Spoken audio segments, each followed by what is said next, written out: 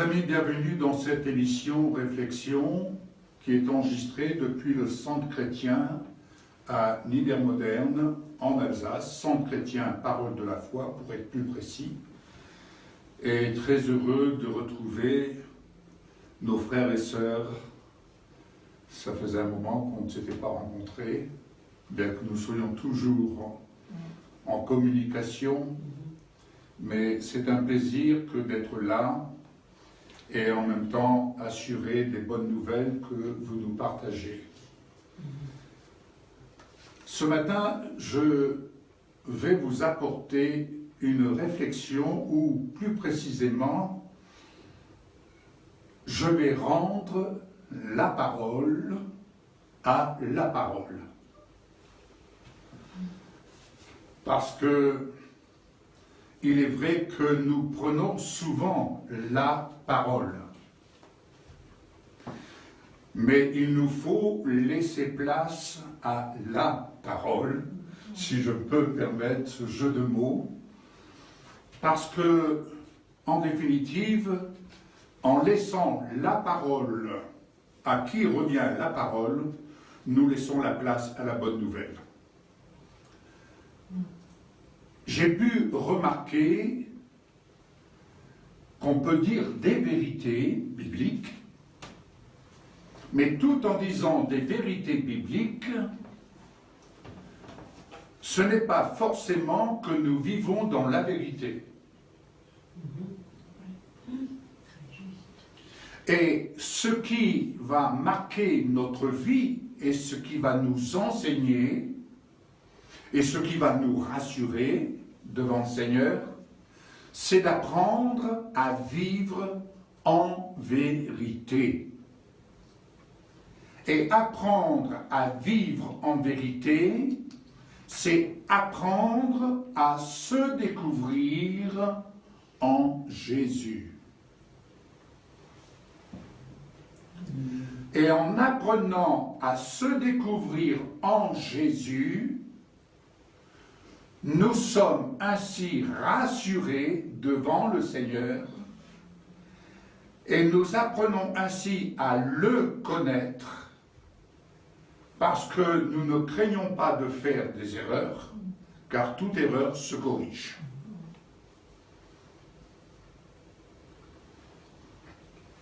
Je pense que pour devenir une bonne couturière, il faut accepter parfois, par erreur, de se piquer le doigt. Mais quand on se pique souvent le doigt, on corrige sa façon de travailler, sa façon de faire. Et ce que nous avons besoin d'apprendre, ce n'est pas tant là où les doctrines que chacun porte en avant, mais c'est bien plus d'apprendre le savoir-faire de notre Dieu, de notre Seigneur Jésus-Christ. Amen. Alors ce matin, je vais vous apporter une exhortation et le titre de cette réflexion, pour ne pas dire de ce message, s'adresse à chacun de nous. Jésus te parle ce matin. Amen. Alors, je vous donnerai des références bibliques et ce que je vais vous partager n'est rien d'autre que la parole. N'attendez pas que je vous apporte un message, dire « Ah, notre frère Yves a bien parlé ». Ce matin, je rends la parole à qui revient la parole.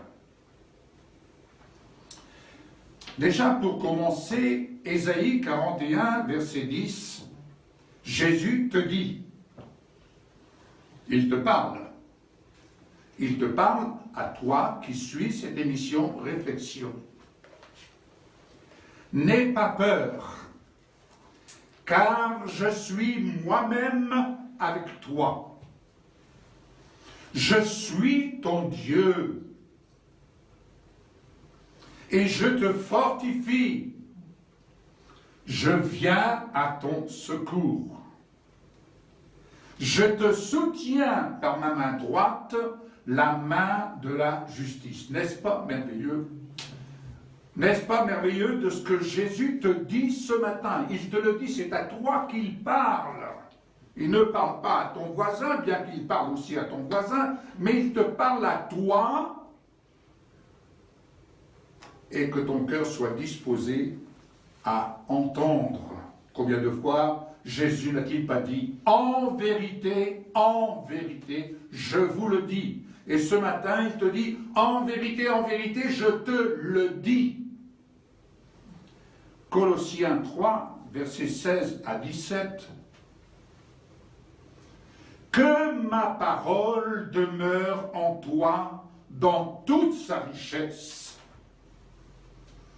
Elle t'instruit, elle t'exhorte. Ce que tu fais en parole ou en œuvre, fais-le en mon nom, c'est Jésus qui te parle, en rendant des actions de grâce à Dieu le Père. Colossiens 3, versets 1 à 4, d'où je tire les références et la parole, car je rends la parole à qui revient la parole. Et Jésus te dit ce matin, si donc tu es ressuscité avec moi, cherche les choses d'en haut, où je suis assis à la droite de Dieu. Attache-toi aux choses d'en haut, et non à celles qui sont sur la terre. Car tu es mort à son mode de pensée et de manière de vivre. Ta vie véritable, elle est cachée avec moi, ton Christ, en Dieu. Quand moi, ta vie paraîtra, alors tu paraîtras aussi avec moi dans la gloire.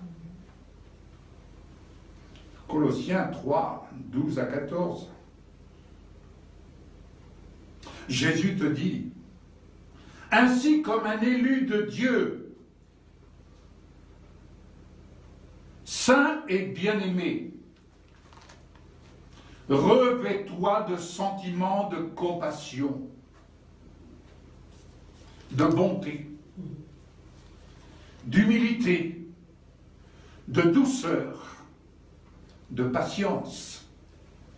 Par-dessus toutes ces choses, je te le dis, revêt-toi de l'amour qui est le lien de la perfection. Merci Seigneur Jésus pour ta parole. Colossiens 2, versets 9 à 11. C'est en moi, je te le dis en vérité, dit Jésus, c'est en moi qu'habite corporellement toute la plénitude de la divinité. Parce que tu as tout pleinement en moi, qui suis le chef de toute domination et de toute autorité. Et c'est en moi que tu as été circoncis d'une circoncision que la main n'a pas faite, mais de la circoncision que moi j'opère et qui consiste dans le dépouillement du corps de la chair. Ayant été enseveli avec moi par le baptême, tu es aussi ressuscité avec moi, en moi, par la foi en la puissance de Dieu qui m'a ressuscité des morts. Alléluia. Merci Jésus pour ta parole. Colossiens 2, 13 à 14. Écoute ce que je te dis, dit Jésus. Écoute. Tu étais mort par tes offenses et par l'incirconcision de ta chair. Mais moi, dit Jésus, je t'ai rendu la vie avec moi, en te faisant grâce pour toutes tes offenses. Amen. J'ai effacé l'acte dont les ordonnances te condamnaient et qui subsistait contre toi. Et je l'ai éliminé en le clouant à la croix. Philippiens 3, versets 12 à 14.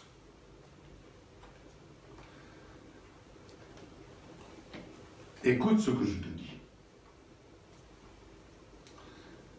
Ce n'est pas que tu as déjà remporté le prix ou que tu aies atteint la perfection, mais cours, tâche de la saisir par moi.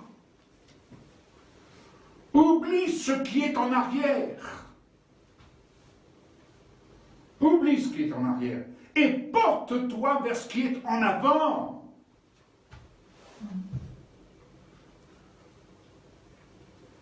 Cours vers le but pour remporter le prix de la vocation céleste de Dieu à laquelle je t'ai appelé. Jésus te parle. Il est la parole. Et nous rendons la parole à qui revient la parole. Éphésiens 2, versets 6 à 10 et également 23. Jésus te dit, je t'ai fait asseoir avec moi dans les lieux célestes, afin de montrer, de rendre visible l'infinie richesse de la grâce de Dieu par sa bonté envers tous. Afin de rendre visible, de montrer. Waouh! Merci Seigneur. Et pour cause, Jésus te dit, tu es l'ouvrage de mon Père qu'il a créé en moi pour de bonnes œuvres qu'il a préparées d'avance afin que tu les pratiques. En moi, je t'invite à t'édifier pour être une habitation de Dieu en esprit, en sorte que tu sois rempli jusqu'à toute sa plénitude. Éphésiens 1, verset 3 à 13. En moi, le Christ, tu es béni de toute bénédiction spirituelle dans les lieux célestes. Tu as été adopté pour célébrer la gloire de sa grâce. En moi, te dit Jésus, tu es aussi héritier, prédestiné à suivre le plan de salut de notre Père pour servir à célébrer sa gloire. Tu es scellé par le Saint-Esprit. Demande qu'il te donne un esprit de sagesse. Un esprit de sagesse et de révélation. Demande qu'il illumine ton cœur pour que tu saches l'espérance qui s'attache à son appel. Quelle est la richesse de sa gloire, de son héritage qu'il te réserve. Éphésiens 3, verset 20. Je peux faire par ma puissance, te dit Jésus, qui agit en toi, au-delà de ce que tu demandes ou penses. Galates 4, verset 7, 26. Écoute bien, voici encore ce que je te dis. Tu n'es plus esclave, mais tu es fils, fille de Dieu. Par voie de conséquence, tu es aussi héritier, héritière avec moi.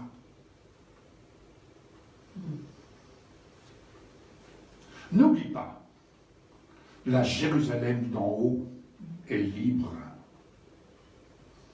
C'est ta mère. C'est d'elle que tu es né de nouveau en moi pour être un avec moi dans ma gloire. Galates 2, verset 20. Car si tu crois avoir été crucifié avec moi, et si tu vis, ce n'est plus toi qui vis, mais c'est moi, ton Christ, qui vit en toi. 2 Corinthiens 9, versets 8 à 11. Je peux te combler de toutes les grâces de mon Père, afin que tu possèdes toutes choses, en toutes choses, de quoi satisfaire à tous tes besoins, et que tu aies en abondance pour toute bonne œuvre.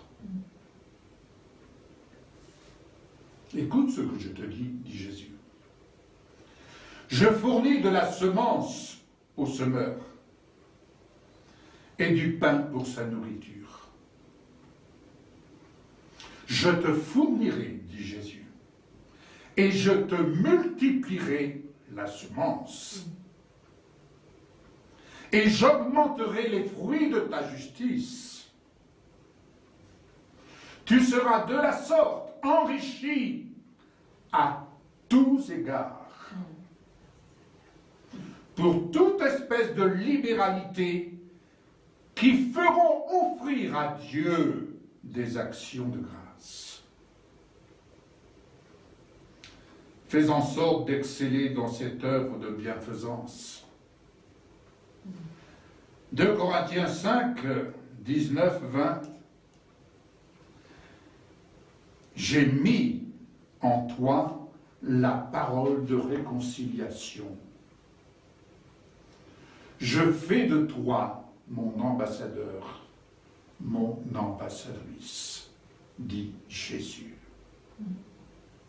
Amen. Oui. Voilà un extrait de ce que Jésus te dit en ce jour. Je vais vous apporter, pour suivre cette exhortation, dans l'évangile de Jean,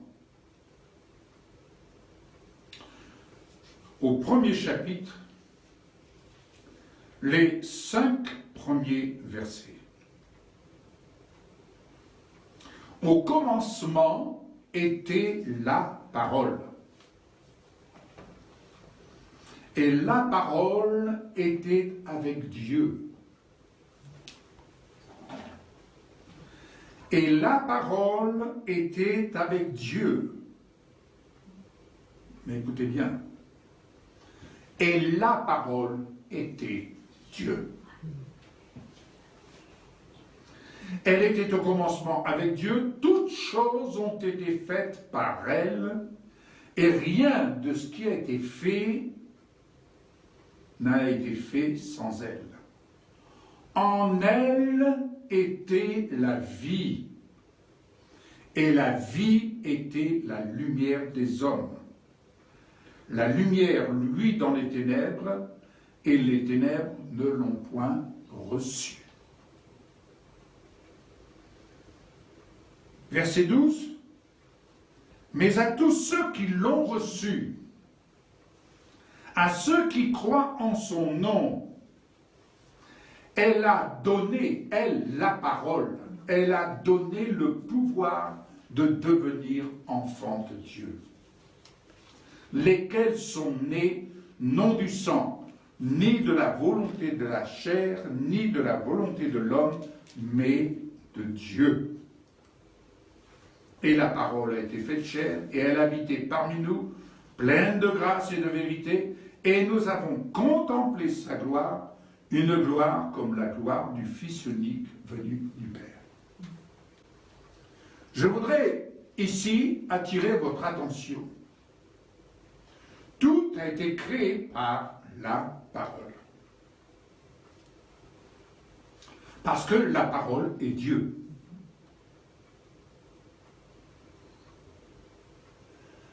Avons-nous l'assurance que lorsque nous parlons la parole, lorsque nous la lisons, que nous la méditons, que nous la parlons, ou que nous lui donnons la parole, cette parole, dès lors qu'elle trouve le chemin de notre cœur, manifeste son œuvre en nous et sur nous. Avons-nous l'assurance, en tant qu'ambassadeurs, lorsque nous apportons et que nous partageons la parole qui demeure en nous? Je ne parle pas de partager des vérités bibliques, aussi honorables que cela puisse être. Je parle de partager la vie de la parole qui se manifeste en nous.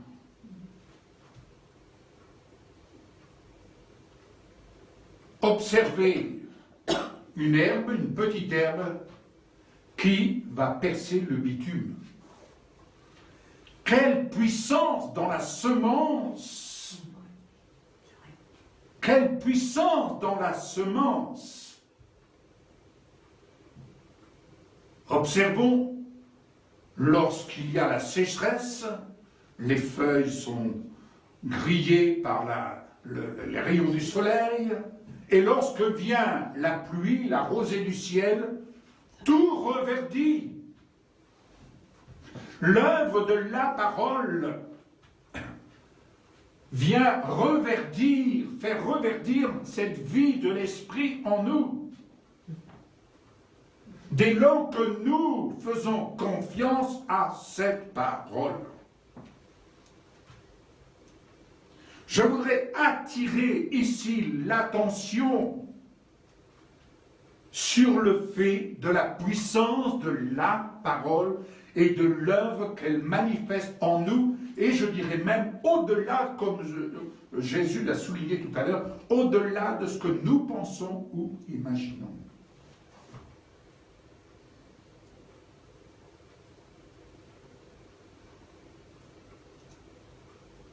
Et l'Esprit du Seigneur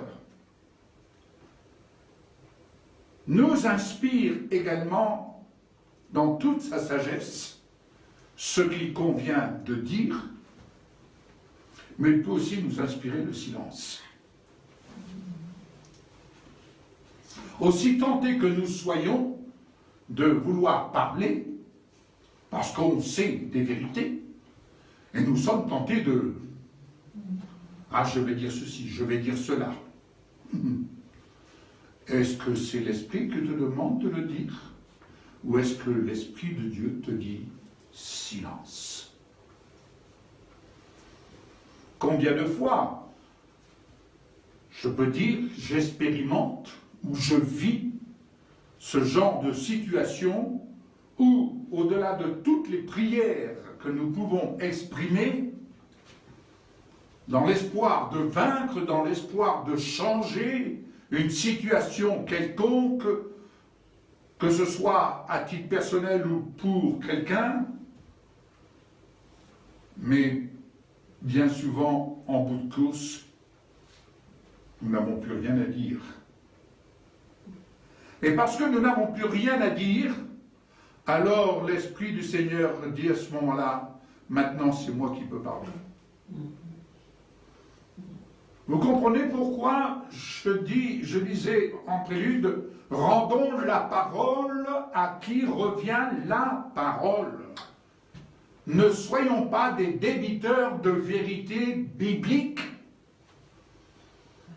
mais apprenons à vivre en vérité, sachant que nous sommes une habitation de Dieu en esprit. Et si ce n'est plus moi qui vis, il convient de laisser la parole à qui revient la parole.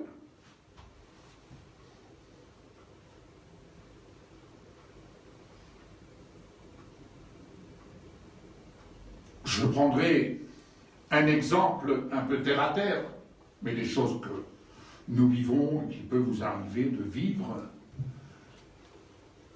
Nous avons certains de nos petits-enfants, lorsque nous sommes en train de partager entre adultes,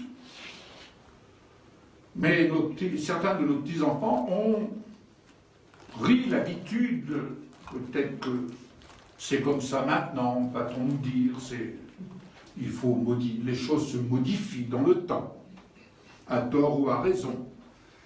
Mais ils interviennent dans nos conversations et ils répondent avant même que, et nous sommes obligés de les observer et de leur dire « Hé, qui est-ce qui parle? C'est toi ou c'est moi ?» On remet les choses à leur place. Mais ne croyez-vous pas que le Seigneur, quelquefois, il nous dit « Hé, c'est toi qui parles? C'est toi qui veux parler ou tu me laisses parler ?»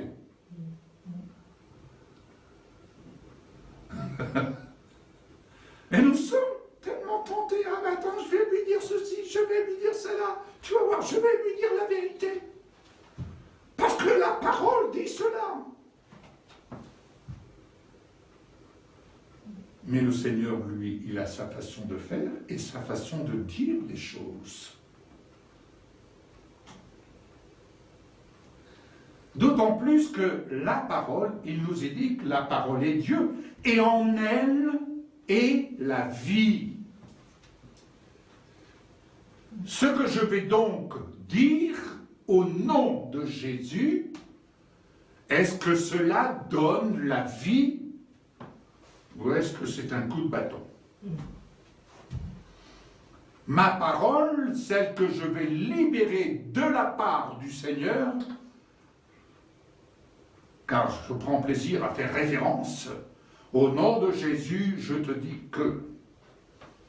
Oui, mais ce que tu vas dire au nom de Jésus, est-ce le moment de le dire?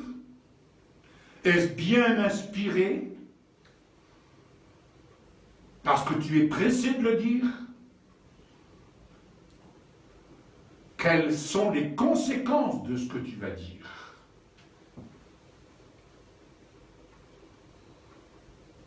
Amen. Parce que la parole, elle apporte la guérison. Elle apporte la guérison à l'âme, au corps. La parole est là pour redresser avec douceur, avec compassion, avec sagesse. La parole ne nous demande pas de vivre dans des compromis. Mais la parole nous demande de suivre et de marcher à la façon de faire de Jésus. En l'occurrence, il y a une chose que nous ne devons pas oublier et que nous avons certainement tendance à oublier. Jésus ne faisait rien d'autre de ce qu'il voyait faire au Père. Amen. Donc, la parole est Dieu. Matthieu 14, donc verset 13.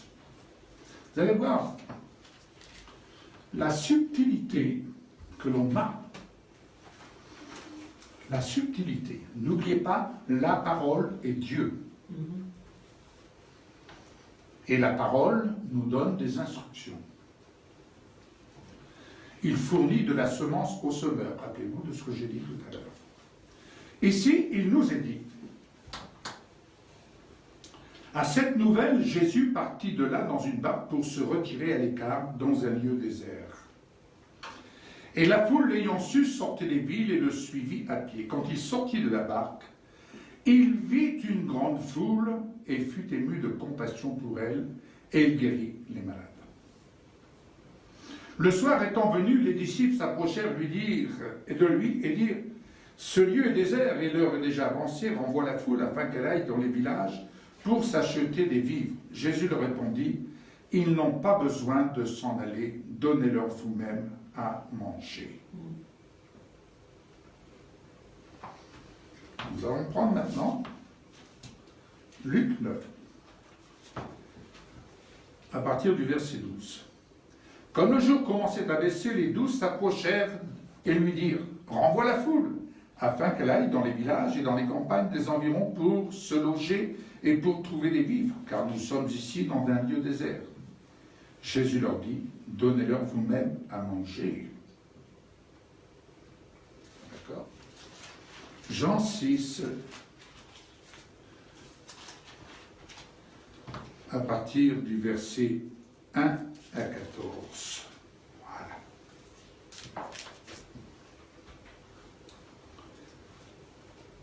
C'était la Pâque, la fête des Juifs, était proche. Ayant levé les yeux et voyant qu'une grande foule venait à lui, il y a une nuance.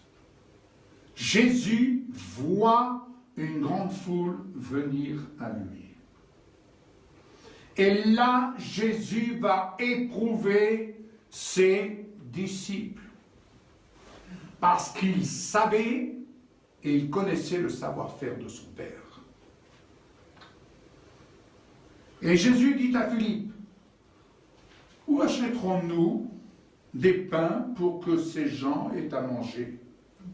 C'est Jésus qui pose la question. Et il disait cela pour l'éprouver, car il savait ce qu'il allait faire. Et Philippe lui répondit, « Les pains qu'on aurait pour 200 deniers ne suffiraient pas pour que chacun reçoive un peu. » Il y a un autre disciple, André, le frère de Simon-Pierre, il intervient et il dit, « Il y a ici quelques pains, un garçon qui a quelques pains, et quelques poissons, mais qu'est-ce que cela pour tant de monde, tant de gens ?» Et là, Jésus passe à l'action. « Faites-les asseoir. » Il donne un ordre. « Faites-les asseoir. » On fait les choses dans l'ordre. On ne fait pas les choses n'importe comment. Pas de tohu-bohu. Ils s'assirent donc au nombre d'environ 5000 hommes. On ne compte pas les femmes et les enfants. Jésus prend les pains, il rend grâce et distribue à ceux qui étaient assis. Il distribue aux disciples, car c'est aux disciples qu'il dit « Donnez-leur vous-même à manger ». Il distribue aux disciples, il rend grâce et il va en fait chercher dans les lieux célestes l'abondance du Père. Et Jésus donne aux disciples, il distribue aux disciples. Et les disciples vont commencer de donner. Ils donnent. Ils donnent en Jésus-Christ ce qui vient de l'abondance du Père. Le miracle, c'est Dieu qui l'opère en Jésus. Mais les disciples ont mission de donner l'abondance du Père. Bien-aimés,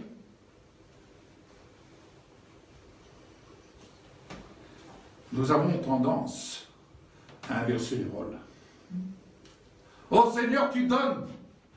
Oh Jésus, tu donnes. Tu libères ton abondance et tu donnes.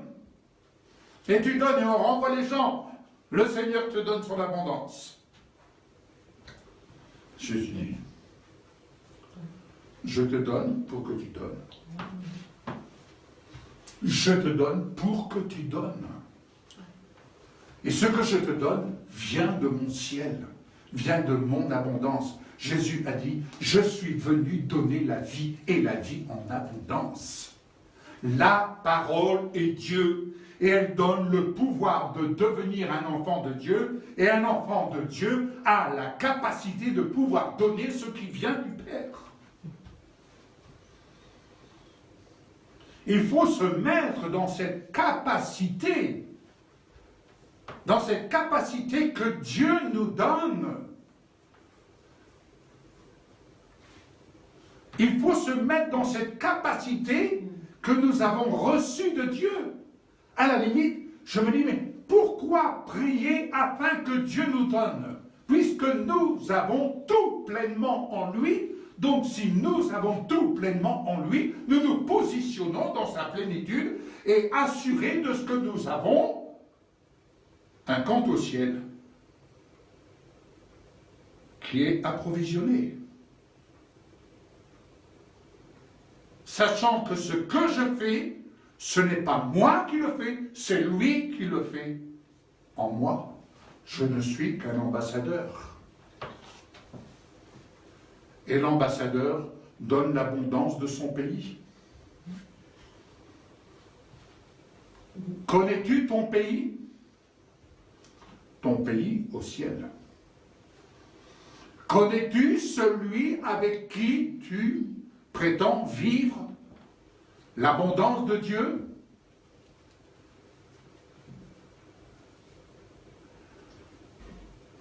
L'abondance de Dieu,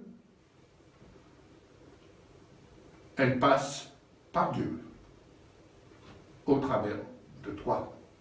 Elle ne passe pas par les autres pour dire « Ah, Dieu a béni ». Elle passe par Dieu qui te dit « Toi, béni ». Alléluia.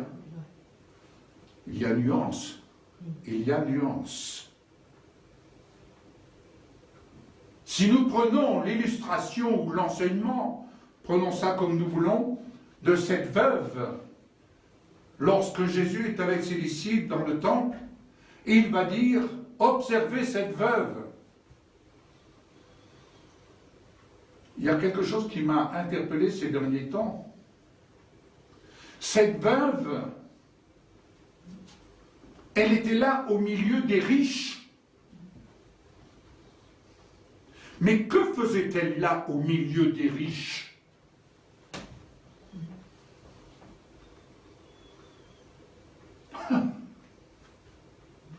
Que faisait-elle là? Qui l'a envoyée au milieu des riches? Ne croyez-vous pas que les pauvres restent avec les pauvres et les riches avec les riches? Mais cette pauvre veuve, elle est venue toute heureuse et mettre sa petite pièce dans le tronc, là où les riches mettaient, semble-t-il beaucoup, mais qui n'était que le superflu. Et Jésus va dire à ses disciples, regardez, cette femme, elle a donné plus que ceux-là qui n'ont mis que leur superflu. Elle a donné, en définitive, dans cette petite pièce, elle a donné ce qui était dans son cœur, l'abondance du ciel. Car l'abondance du ciel, c'est l'abondance de vie qu'il y a dans notre cœur. Parce qu'il nous est dit également de ne pas nous exposer à la détresse pour en soulager l'autre. On est bien d'accord? Mais l'abondance du ciel, c'est l'abondance du cœur. C'est ce qu'il y a dans notre cœur. Et quand on agit avec l'abondance de Dieu dans notre cœur, on agit, quelles que soient les circonstances dans lesquelles nous sommes, parce qu'on agit sur l'inspiration que l'Esprit nous donne. Et on ne remet pas à demain ce qui doit être fait en ce jour. Notre relation avec Jésus est une relation de victoire. Je disais, il y a quelque temps à un groupe d'amis, et je l'ai même dit à 2 serviteurs pour lesquels on priait et qui devaient partir en mission. J'ai souvent entendu cette expression « au nom de Jésus-Christ de Nazareth ». Qu'à cela ne tienne. Mais j'avoue que cela a fini par me déranger dans l'esprit. Était-ce personnel? J'ai attendu, mais cela devenait de plus en plus pressant dans mon esprit. Jusqu'au jour où l'Esprit de Dieu a attiré mon attention. Nous parlons de la gloire, et à juste raison. Et lorsqu'on priait pour ces gens-là, enfin les amis priaient pour les serviteurs, et à un moment donné j'entendais « au nom de Jésus-Christ de Nazareth ». Et là, je ne pouvais plus contenir l'esprit et ça, je dis non. Pas au nom de Jésus-Christ de Nazareth. Vous n'êtes pas destinés à porter la couronne de la souffrance que Jésus-Christ, l'homme de Nazareth, a portée pour nous. On lui a fait porter la couronne de la souffrance. Et cette couronne de la souffrance, c'était notre couronne. Mais lorsqu'il est arrivé à la croix, lorsqu'il était crucifié, c'était terminé. Il a vaincu la couronne de la souffrance. Et désormais, nous prions au nom de Jésus, le Christ glorifié, qui nous a offert la couronne de gloire. Et nous portons la couronne de gloire. En tant qu'héritiers, nous ne portons plus la couronne de la souffrance, mais en tant qu'héritiers, nous portons la couronne de gloire. Jésus-Christ, l'homme de Nazareth, n'est plus. Jésus-Christ, l'homme de Nazareth, n'est plus. Mais Jésus-Christ, comme son nom l'indique, c'est Jésus, le Christ glorifié, assis à la droite du Père et avec qui nous sommes censés être assis. Amen. Béni soit le Seigneur. Béni soit le Seigneur.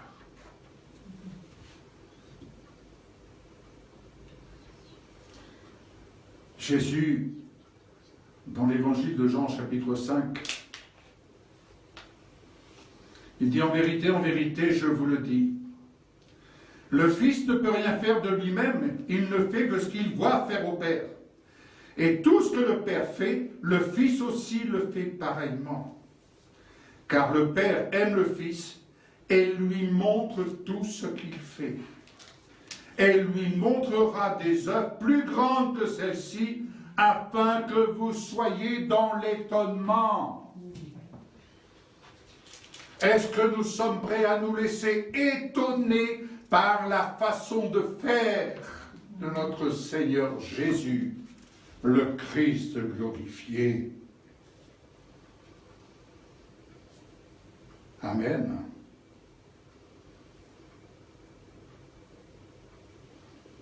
Voyez-vous, encore un autre aspect. Verset 29 dans ce même chapitre de Jean. Vous sondez les Écritures parce que vous pensez avoir en elles la vie éternelle. Mais ce sont elles qui rendent témoignage de moi. Ce sont elles qui rendent témoignage de moi. Je vous disais tantôt, quand on lit la parole, quand on la médite, en définitive, l'œuvre de la parole manifeste la vie en nous. Et lorsqu'elle manifeste la vie en nous, c'est Jésus qui vient rendre son témoignage. Mais voyez-vous, excusez-moi, mais témoigner, dire je témoigne, je préfère laisser mon témoignage de côté et recevoir le témoignage de Jésus. Car lorsque Jésus vient te rendre son témoignage, tu peux dire Jésus, mon ami, Jésus, mon libérateur, Jésus, mon sauveur. Et le témoignage qu'il te rend vient t'enrichir, te fortifier et vient t'affermir sur le rocher.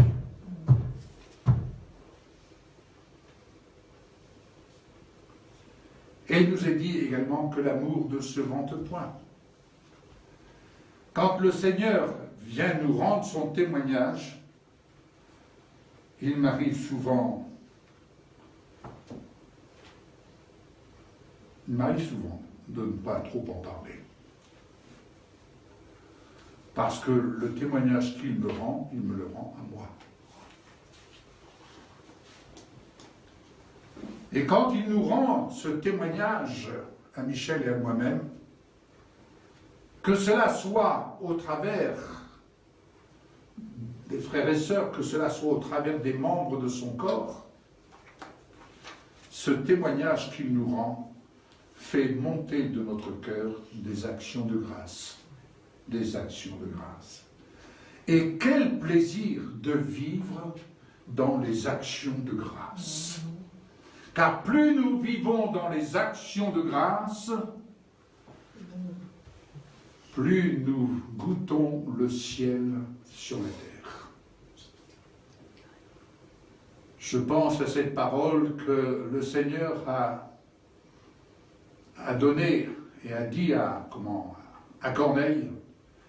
Corneille, tes prières et tes aumônes sont montées par devant moi et je m'en suis souvenu. Je pense que le Seigneur se souvient de toutes ces actions de grâce qui s'élèvent vers lui lorsque nous acceptons tout simplement de faire ce qu'il fait et ce à quoi il nous rend participants. Quelle grâce! Quelle grâce! Quelle grâce que d'apprendre à vivre en vérité. Car apprendre à vivre en vérité, ce n'est pas apprendre à avoir une tête bien remplie de la parole de Dieu, mais c'est avoir la grâce d'apprendre à connaître Dieu dans l'action. Et apprendre à connaître Dieu dans l'action, c'est apprendre à servir ce qu'il nous fait grâce de servir. Amen. Voilà la réflexion que je pouvais vous partager en ce jour, et ce pourquoi je redirai encore, aujourd'hui, Jésus te parle.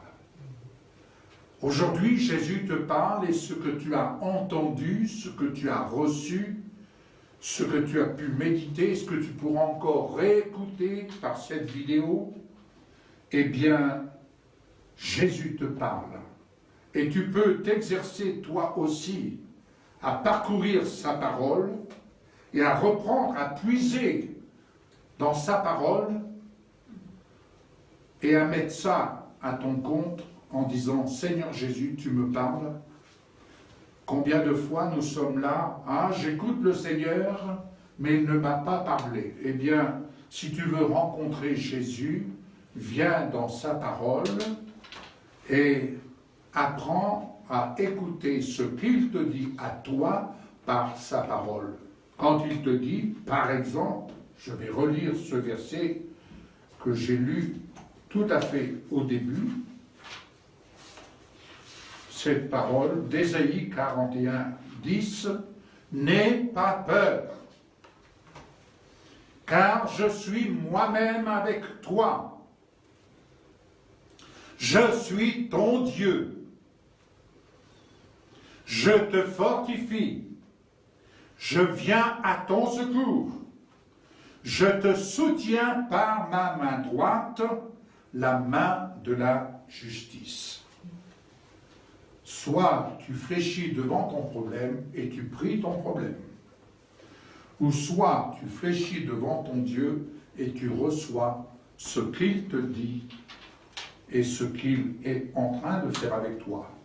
Oh, je ne sens pas la présence de Dieu. Eh bien, écoutez, pas besoin d'être nombreux pour ressentir la présence de Dieu, car dès lors que nous sommes 2 ou 3 à partager la parole en soi, c'est la présence de Dieu. Car en elle est la vie et la parole est Dieu. Tu es seul dans ton désert, tu es seul là-bas. Oui, dans ce désert, au milieu de l'adversité, tu n'es pas orphelin, tu n'es pas seul, dès lors que la parole demeure en toi. Amen. Beaucoup de gens ont peur de vivre seuls. Ils mettent l'accent sur la communion fraternelle, ce qui est une réalité. Ceci étant dit, la communion fraternelle, ce n'est pas cela qui va te donner de la force. Certes, ce qui est important, c'est la place que la parole a dans ton cœur. C'est ça qui est capital, et plus la parole a de la place dans ton cœur, plus tu t'enracines en elle, et parce que tu t'enracines en elle, tu te ris de l'avenir. Mais lorsque quelqu'un frappe à ta porte, tu peux lui ouvrir, tu es assuré que tu as quelque chose de bon à lui partager. Amen. Alors nous ne sommes pas des chrétiens au nombre des pleurnichards, nous sommes des chrétiens au nombre des vainqueurs. Amen. Soyez Amen. bénis.